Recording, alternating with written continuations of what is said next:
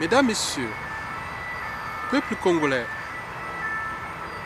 chers membres et compatriotes, voire patriotes de la diaspora congolaise de France, d'Europe et d'Occident. Je vais ici vous parler de la chronique d'un sabotage annoncé des assises nationales du Congo-Brazzaville sur la place de Paris. Vous savez que depuis l'indépendance en 1960 jusqu'à nos jours, la place de Paris est toujours et restera toujours encore pour longtemps le pilier de la matière grise intellectuelle, politique, civile et militaire du Congo-Brazzaville. En tenant compte des repères historiques actuels et peut-être du futur. Mesdames, Messieurs, vous savez que depuis 2002, puis 2009 et jusqu'à 2014, le dictateur Denis Sassou Nguesso a été élu dans des conditions contestables. D'abord en 2002, après une période de transition flexible de 5 ans, après un coup d'État sanglant qui s'est passé entre le 5 juin 1997 au 15 octobre 1997. Après, il y a eu une période de transition politique de 5 ans flexible avec tous ces processus d'assassinat civil et aussi politique et autres que vous avez connus. Officiellement, on parle de 400 000 morts, mais officieusement, il serait autour de 900 000 morts. Et il est arrivé en 2002, M. Sassou Nguesso, qui détestait même, qui n'a jamais été élu démocratiquement, a été réélu dans les conditions que vous connaissez. En 2002, il a fabriqué une constitution qu'on appelait la constitution du 20 janvier 2002. Il a été élu, bon, donc il devenait un président de fait, ou autoproclamé.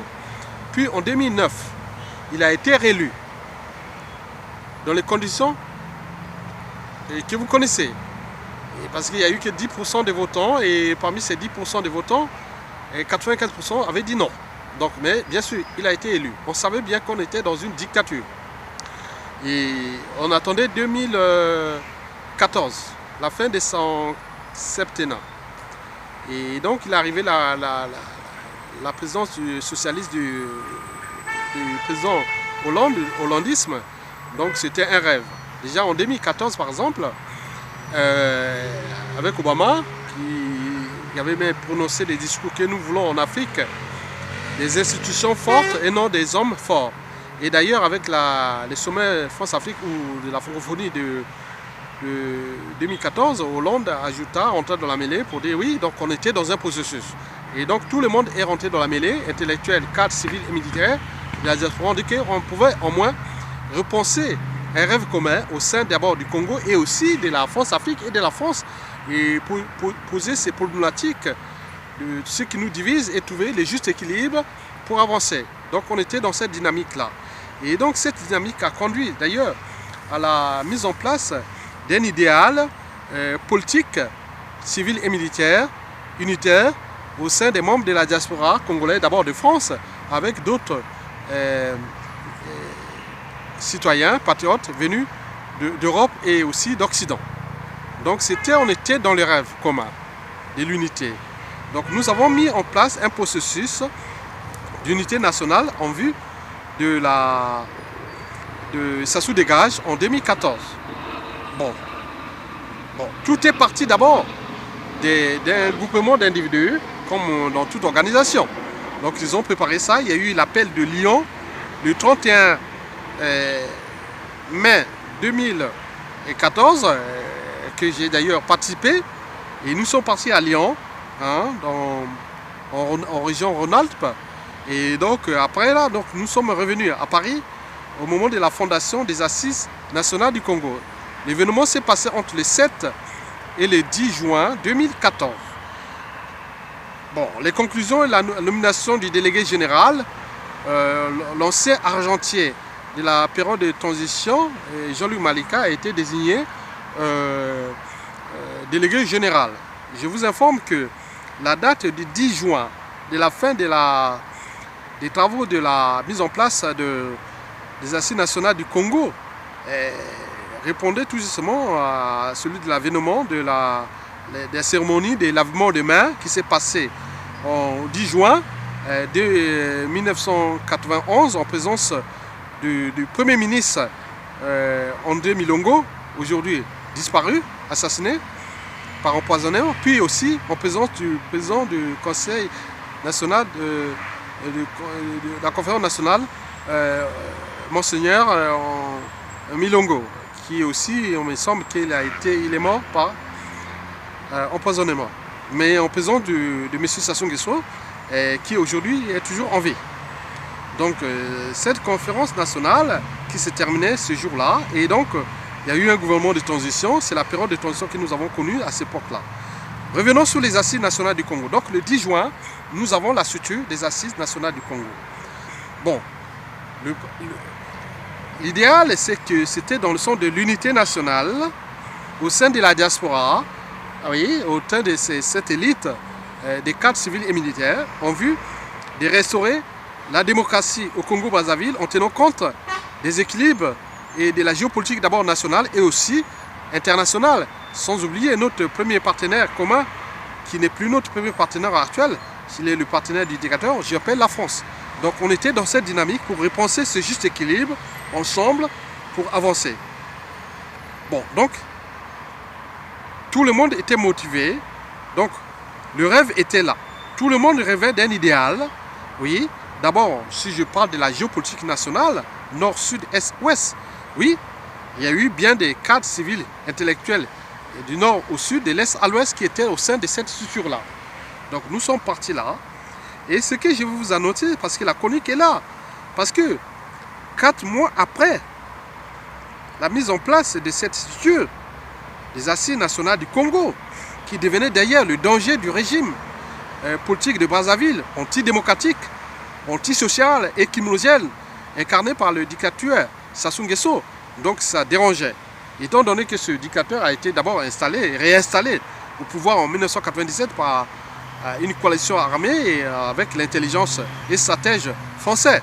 Bon, bien sûr que les gros poissons mangent toujours les petits poissons, mais il semble que dans la nature, les gros poissons cherchent toujours à capter la juste part, mais il semble qu'à l'équilibre, dans l'équilibre de la France-Afrique, on cherche toujours à détruire. Donc on était là. Donc moi j'ai pu voir monsieur le délégué général.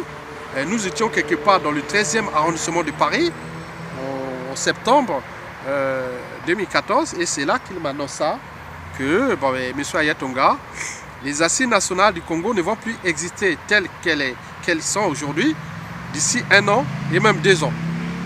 Il y a des processus de sabotage qui sont en cours. Je t'informe. Donc nous sommes entourés des gens qui n'ont pas la même mission que de restaurer la démocratie au Congo. Certains ont des intérêts particuliers, d'autres partisans, d'autres géopolitiques et d'autres, ils sont que là pour dire non, oui, ce pays doit rester à son juste essence, à son juste signification, c'est-à-dire le colonialisme ou la légalisation du néocolonialisme, entretenu d'ailleurs aujourd'hui par 90% d'entre nous. Oui, parce qu'on ne rentre pas dans une maison, on ne veut pas rentrer la clé de votre maison, sauf s'il y a un cambriolage. S'il n'y a pas de cambriolage, vous ne pouvez pas faire rentrer quelqu'un dans votre maison sans votre accord. Mesdames, Messieurs, donc, le ministre, l'ancien ministre, l'argentier, de la période de transition politique de 1991 à 1992, le dénommé docteur, économiste, Monsieur Jean-Luc Maleka, m'apporta cette nouvelle, cette mauvaise nouvelle, que nous sommes en danger. D'autant plus qu'il y avait eu des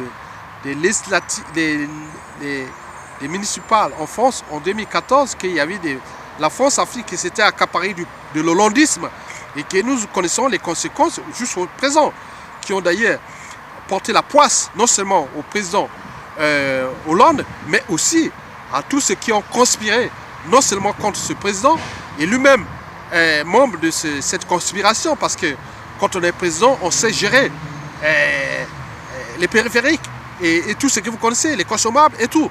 Donc il n'a pas eu cette matière grise, non seulement qu'il est intelligent, mais il n'a pas compris ça. Bien sûr que peut-être qu'il y avait des enjeux supérieurs. Et donc, il arrivait un Premier ministre et qui représentait les réseaux France-Afrique qui ont conspiré contre tout ce processus, toute cette motivation et que nous connaissons les conséquences actuelles. Non seulement à l'échelle endogène, c'est-à-dire congolaise, mais aussi à l'échelle française. Il y a eu un dérèglement politique et une dérégulation politique dont le Parti socialiste qui était aussi l'acteur de ce déclassement, de cette dévalorisation et de ce déshumanisme à l'échelle congolaise pendant la dictature de Sassou et d'Nguesso entre 2014 et 2017. Mesdames, Messieurs, oui, donc nous avons vu venir trois types de saboteurs. Il y a ceux qui venaient simplement pour contester, créer des amalgames sur la structure même des assises, son organisation,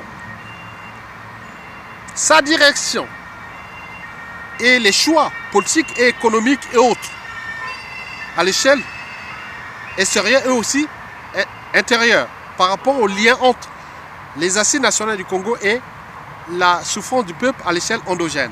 Sachant que nous sommes dans une dictature et que à cette échelle, les médias et réseaux sociaux sont inexistants. Et les médias collectifs sont verrouillés. Et tout est verrouillé. Et nous connaissons les suites depuis 2014 jusqu'à nos jours. Il y a eu aussi d'autres saboteurs, ceux qui alimentaient des amalgames au niveau du débat, même politique, même au sein de la structure, et aussi des utopies, des rêves, des principes, des convictions, et aussi le sens même de l'organisation de la contestation face à un régime antisocial et crinogène, incarné depuis 33 ans par le dictateur France-Afrique, M. Denis Sassou Nguesso. Donc nous avons souffert pendant cette période-là. Donc on venait chaque fois qu'on lançait les débats, les gens rentraient puisqu'on n'avait pas d'argent. Et donc il fallait payer une cotisation pour participer à payer la salle, aux événements et autres. Mais il y a eu des actes d'amalgame, des négationnistes, des gens qui étaient là pour créer des amalgames. Et donc nous avons subi ça. Et enfin, la troisième catégorie des saboteurs, c'est ceux qui tenaient compte de la géopolitique nationale. Ils ont alimenté les amalgames nord-sud. Oui, c'est tous les nordistes qui sont là, qui font le mal au Congo. En notre temps, autant de Youlou, Massamadeba et même il n'y a pas ça et autres. Donc, il y a comme une sorte d'amnésie totale. Donc, on savait bien qu'ils étaient là que pour saboter. En même temps que les gens cherchaient le juste équilibre géopolitique national, parce que cette géopolitique est très importante. Elle a été d'ailleurs intégrée dans la structure même des assises nationales du Congo à cette époque. Et ce qui a fait que du nord au sud, de l'est à l'ouest, il y a eu une sorte de communion nationale ou d'unité. Vous savez que l'unité, ce n'est pas la fusion. L'unité, c'est la force. Oui, parce que l'union fait la force. L'union n'est pas la fusion. On était dans cette dynamique-là. Mais je vous informe que tout cela a été saboté par ces trois types ou catégories de saboteurs que j'ai précités. C'est-à-dire ceux qui attaquaient la structure, l'organisation, la direction et autres.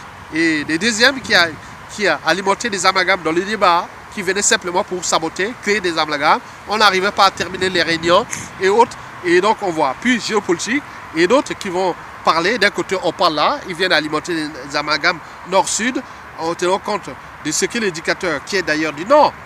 Et que voilà, donc ça dérangeait les uns et les autres. On a vu les résultats. Mesdames, Messieurs, les résultats sont là parce que déjà au référendum du 25 octobre 2015, oui, les assises nationales du Congo étaient presque en mort clinique. Donc on ne pouvait pas s'unir parce que les gens se méfiaient des uns des autres. Et donc on était dans une désorganisation. Puis il s'en est suivi le hold-up électoral. Et puis la guerre asymétrique, les coups d'État, où le terrorisme d'État dans le pool, les prisonniers politiques et tout ce que nous connaissons aujourd'hui. L'agenda est permanent, l'indicateur. Bien sûr qu'ils ont des intelligences, ils ont des stratèges qui savent alimenter ces débats-là et désorganiser ces structures qui sont d'ailleurs déjà déstructurées et désorganisées parce que les gens n'ont pas les mêmes convictions, les mêmes types de projets de société. Et les gens roulent pour leurs intérêts particuliers et d'autres pour les intérêts partisans et d'autres sont liés à des organisations répondant ou correspondantes à des forces centrifuges franc-maçonniques. Oui, donc nous étions en guerre entre les intérêts particuliers, les intérêts partisans et aussi les intérêts des forces centrifuges franc-maçonniques, des sociétés secrètes qui souhaitent que cette direction générale ou cette délégation générale ne répondait pas à leurs intérêts. Bien sûr qu'ils ont des moyens colossaux, qu'ils sont accaparés de l'État congolais.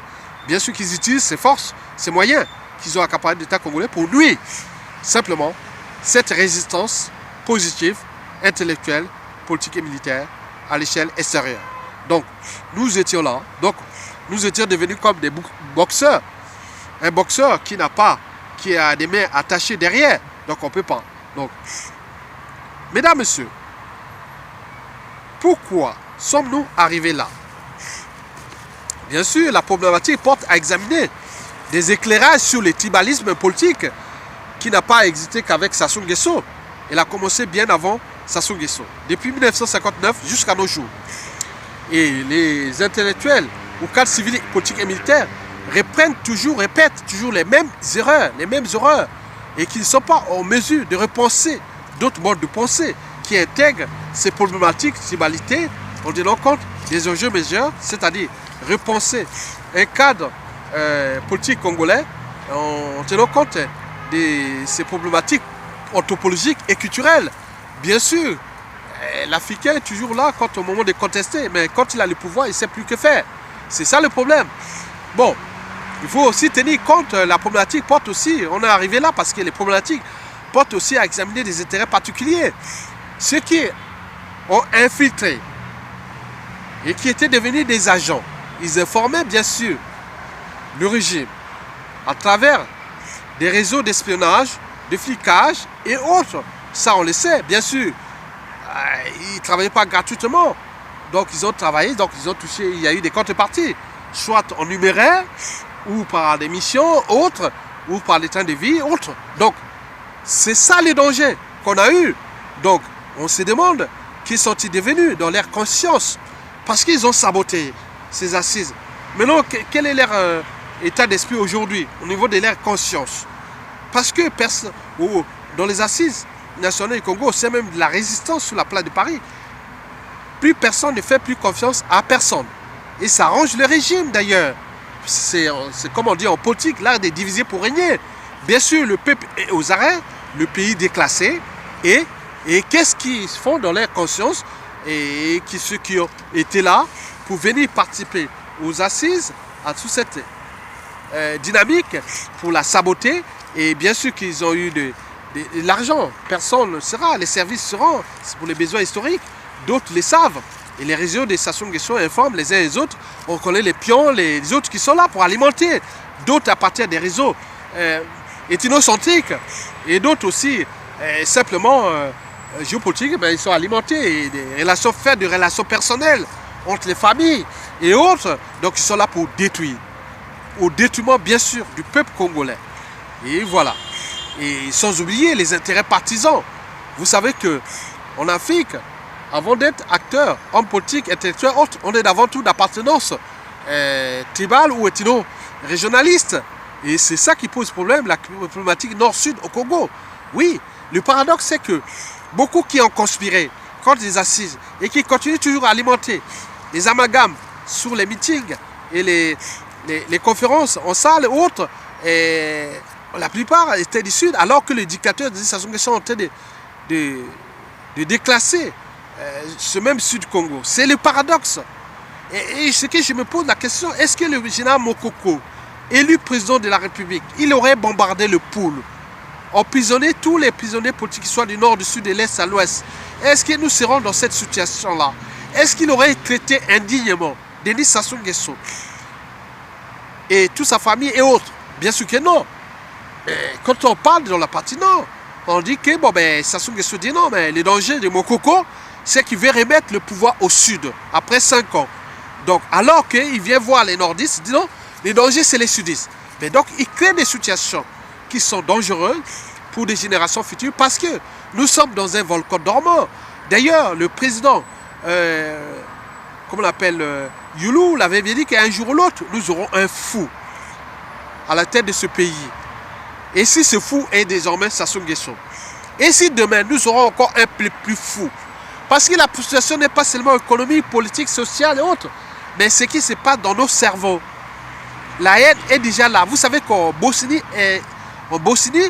même 25 ans après la guerre en Bosnie, mais entre Croates, Serbes et Bosniaques et autres musulmans, chrétiens et orthodoxes, la défiance est générale. Donc on ne se peut pas peut-être demain à une crise, donc ça va durer des années. Donc ce que Sassou Nguesso fait là, est-ce que si Mokoko était au pouvoir, est-ce qu'il aurait pu faire tout cela? Il n'aurait pas apaisé, responsabiliser les uns des autres, faire le devoir de mémoire et repenser une dynamique politique à l'échelle congolaise et repenser nos enjeux majeurs avec notre premier partenaire économique, la France. On aurait dû trouver le juste équilibre. Oui, vous avez des intérêts au Congo. Bon, vous avez tout ça. On fait ensemble, c'est un processus. Nous, on ne va pas rentrer en conflit entre vous. Vous avez des intérêts au Congo. Mais laissez-nous, le peuple, choisir librement ses dirigeants. On aurait pu avancer. Mais on n'a pas pu parce que toujours nous tenons compte des intérêts partisans et partisans. Mais attendez, je ne vais pas citer les noms. La plupart étaient des sudistes. Ah oui, qui ont conspiré contre le général Mokoko et la volonté générale. Et aussi, et qui aujourd'hui entretiennent le régime. Bon, vous savez que si les Sud étaient unis, Sassou Nguesso serait encore au pouvoir? Je ne pense pas. Si tous les peuples congolais étaient unis contre un seul homme, c'est-à-dire le dictateur Sassou Nguesso, et pour un seul homme, le général Mokoko, est-ce que tout ce que nous subissons aujourd'hui aurait pu se passer? Bien sûr que non.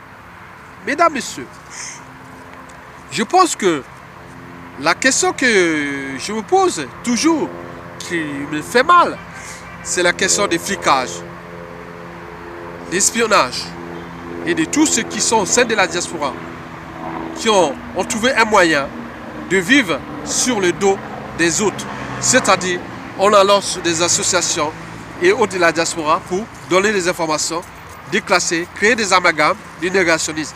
Mais maintenant que au niveau de ces organisations, ils sont tous déstructurés, désorganisés. On ne fait plus confiance aux uns des autres. Il n'y a plus de meetings, il n'y a plus rien du tout. Maintenant, comment vivent-ils ces gens-là, puisque vous avez tout saboté? Mais bien sûr que peut-être que vous êtes quelque part dans le mal, et aussi dans le remords. Mais le peuple souffre là-bas. Le pays est déclassé, déshumanisé. Le pays est surendetté. Il sera ingouvernable. Il est en faillite d'ailleurs. Et vous êtes là en train de conspirer, en tenant compte toujours de ces problématiques-là. J'ai tout vite compris moi-même aussi. Quand la petite là, Ketia Bwanga, qui dit l'ennemi du noir, c'est les noirs. L'ennemi de l'Africain, c'est l'Africain. Parce qu'il existe une certaine mentalité noire qui nuit gravement à l'évolution du continent noir. Et nous constatons aujourd'hui, parce que pour réussir un combat, il faut s'entourer des gens qui ont la même mission que vous. Mais comment vous allez s'entourer avec les gens qui ont la même mission que vous êtes à l'extérieur, et qu'à l'extérieur du pays, il y a des forces ou des intérêts vitaux des États, et que vous êtes là en résistance, qui sont là pour mettre tous ces moyens pour déclasser ce pays? Comment nous allons lutter si nous ne sommes pas déterminés à mettre hors d'état de nuit ce monsieur et en même temps repenser les enjeux majeurs, les nouvelles synthèses sociétales, tant au niveau local, régional, national et aussi sous-régional et continental, mais bien sûr, en tenant compte de la France-Afrique et aussi repenser un nouveau équilibre. Mais comment nous allons faire ça avec ces individus-là? Bien sûr que nous sommes tous humiliés, souillés, et bien sûr qu'au sein de cette résistance, une minorité continue à se battre, d'où l'enjeu de mon message. Continuez votre combat parce qu'il est juste et noble. Bien sûr que tous, les uns et des autres, on est tous fichés. Les uns, on sait les meilleurs. On sait les déterminés, les engagés, les désengagés, les pourris, les vendus, les espions et autres. Bien sûr que c'est un climat délétère qui fait que nous ne sommes plus en capacité de nous organiser à l'échelle extérieure. Bien sûr que l'œuf, quand il est brisé de l'extérieur, la vie s'arrête. Et quand il est brisé de l'intérieur, la vie commence. Donc les bonnes choses arrivent toujours de l'intérieur.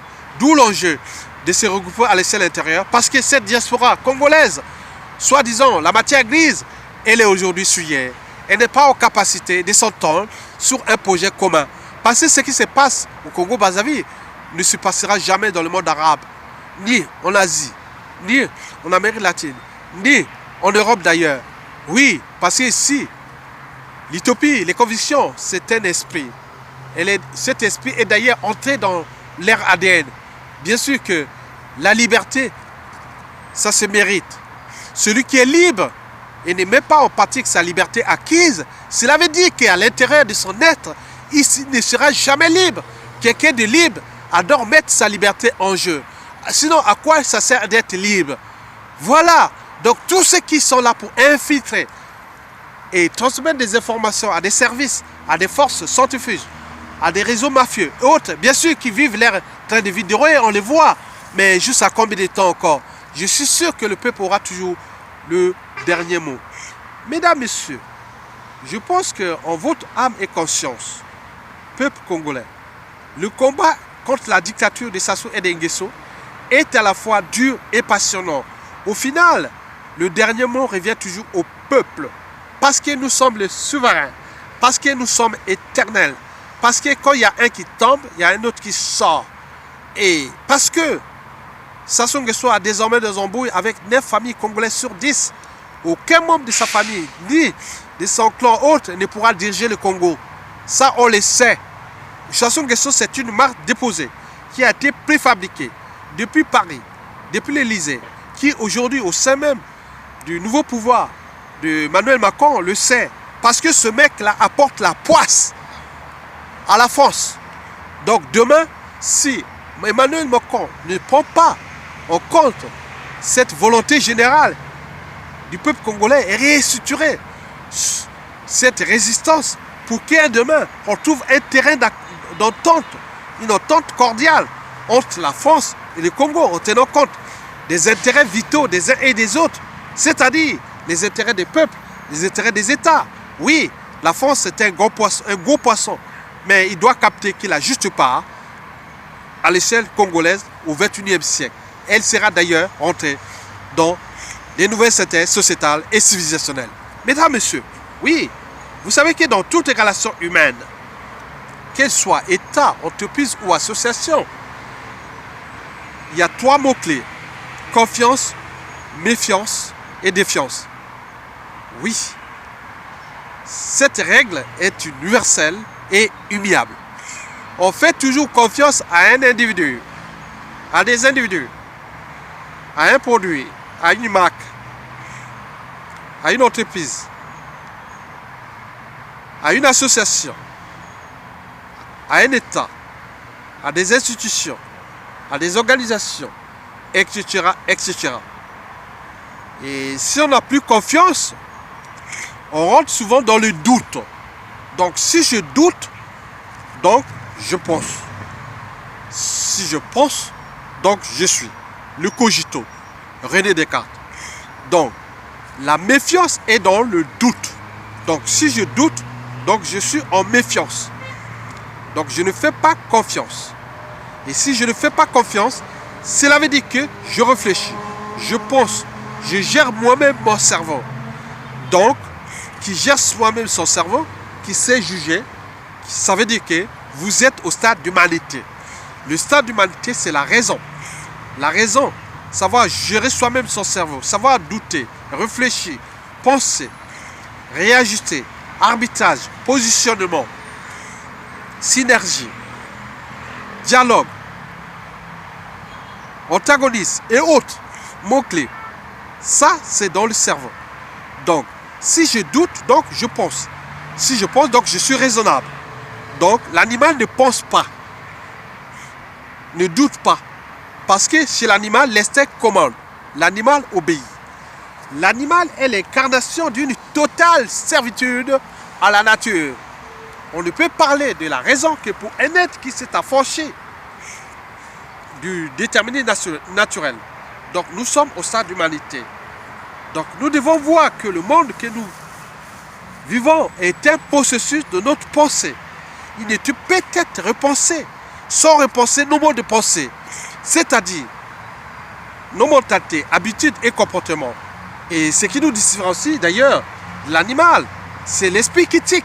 Les animaux ne passent pas leur journée à raconter leurs histoires de chasse, de rues, de perron, de rues, de reproduction et autres. Non, c'est nous, humains. Parce que la critique et l'autocritique aiguisent non seulement l'intelligence, la créativité et l'innovation, mais également la conscience. En fait, nous en avons deux.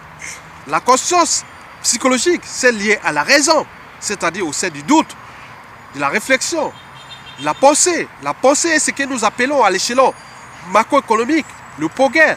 La pensée fait partie des facteurs entrants, on les transforme en résultats, en valeur ajoutée, qu'ils soient politiques, intellectuels et tout ce que vous connaissez, civil, intellectuel, économique, social et autres.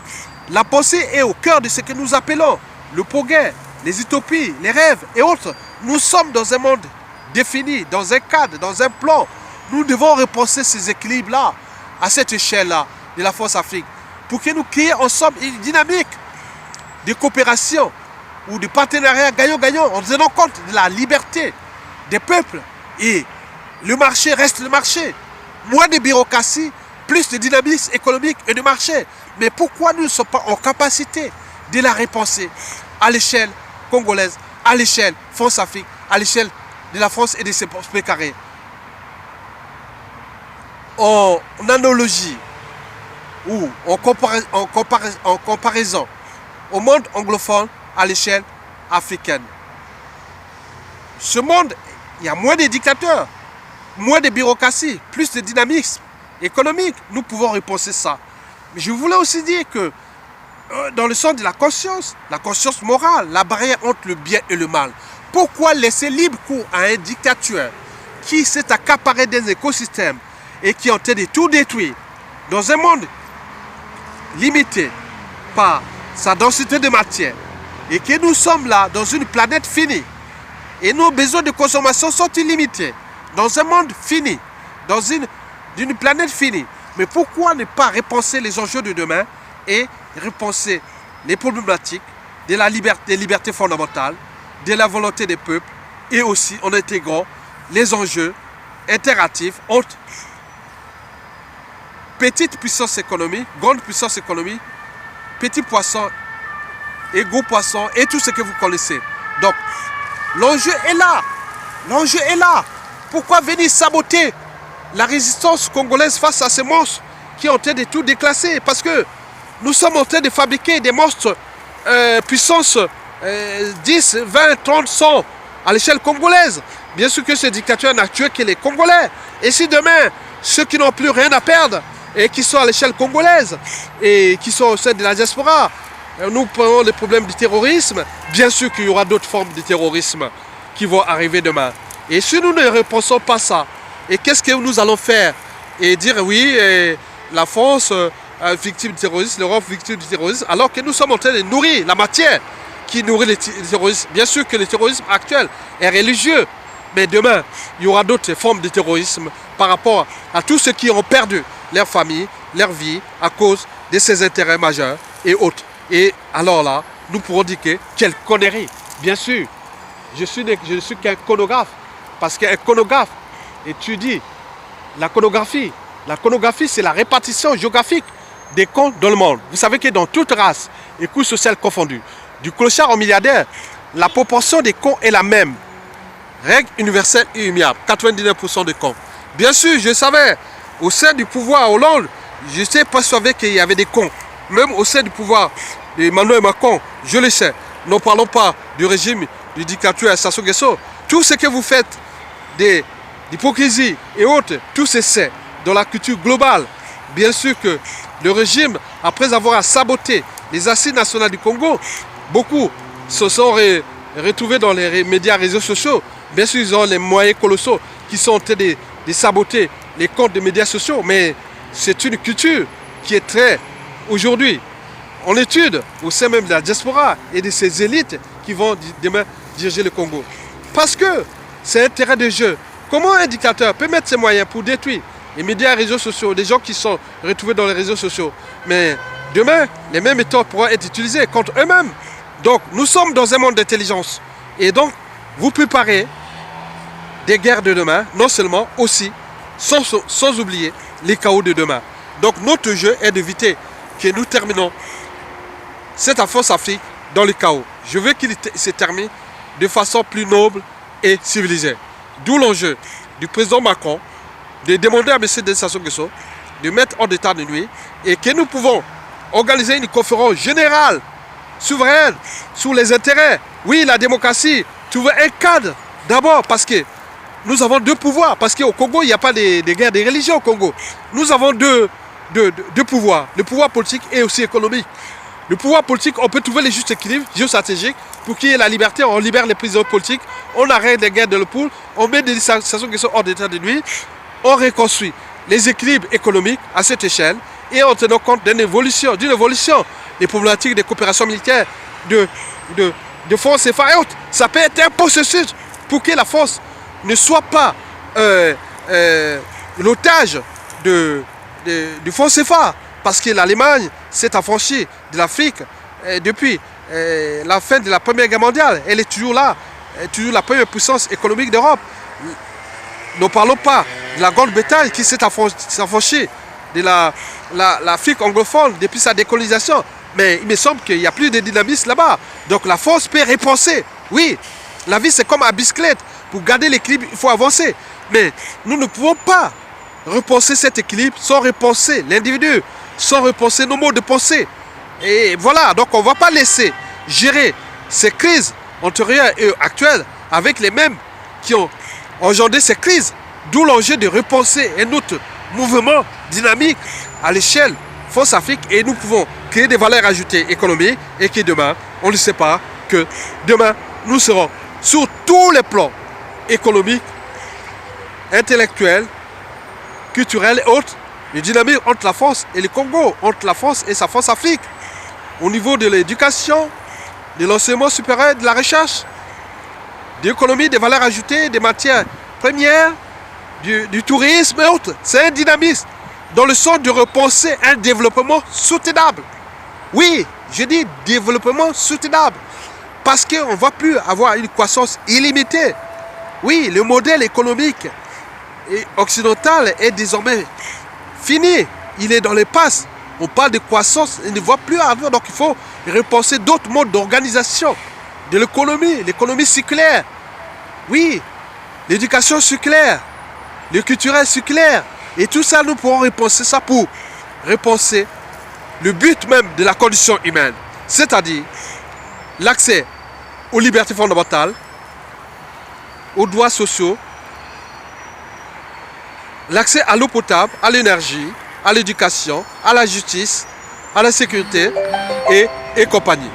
Donc, nous devons repenser ce cadre-là ensemble pour que nous soyons ensemble dans un monde, dans un cadre, dans un décor, dynamisme, en tenant compte des enjeux de civilisation nouvelle et je dirais même des nouvelles synthèses sociétales tout au long de ce 21e siècle, c'est-à-dire à l'échelle Force Afrique, à l'échelle française, à l'échelle de son bloc précaré et autres. Nous aurons fait un pas.